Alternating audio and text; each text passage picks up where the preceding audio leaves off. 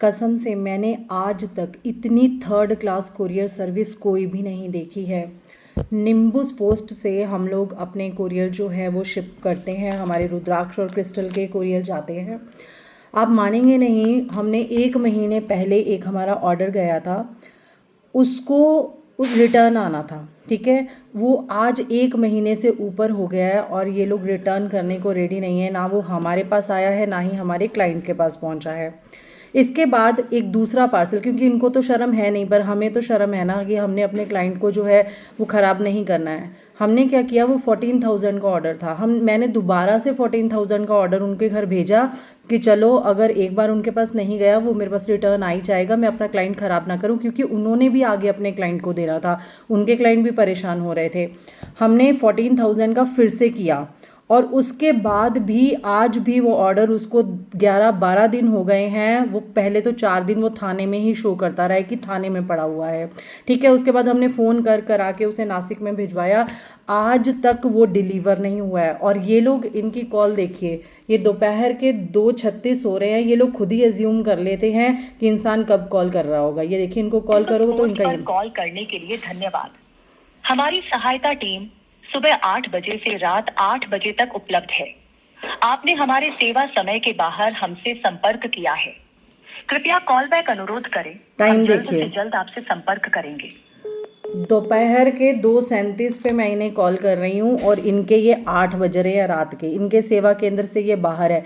इतनी third class post. और ये कहाँ से गए थे, ये निम्बुस में से ई कार्ट से गए थे। और ई कार्ट वाले इतने, मतलब इनका मुझे समझ नहीं आता, ये लोगों के बिजनेस ठप कर देंगे। ये लोग खुद ही एज्यूम कर लेते हैं कि आगे वाला बंदा जो है वो फ़ोन नहीं उठा रहा, ये रिटर्न डाल देते हैं कि जो सेंडर है उसके पास ये दोबारा वापस चला जाए, और हमारे पास ये 1-1 महीना आता नहीं है। ये तो एक केस है। दूसरा केस है, इन्होंने अपने आप ही सोच लिया कि इस बंदे ने फ़ोन नहीं उठाना है या फ़ोन नहीं उठाया, और इन लोगों ने क्या किया, मेरा पार्सल जो था वो मुझे रिटर्न वापस कर दिया। ना वो रिटर्न आया, ना वो मेरे क्लाइंट के पास गया, और ना ही क्लाइंट को कोई कॉल आया। अच्छा, तीसरा केस बताती हूँ, चौथा केस। उसमें इन लोगों ने क्या किया, ई कार्ट वालों ने उनको अपने आप ही वहाँ पर अपडेट कर दिया कि जो रिसीवर है वो खुद लेके जाए।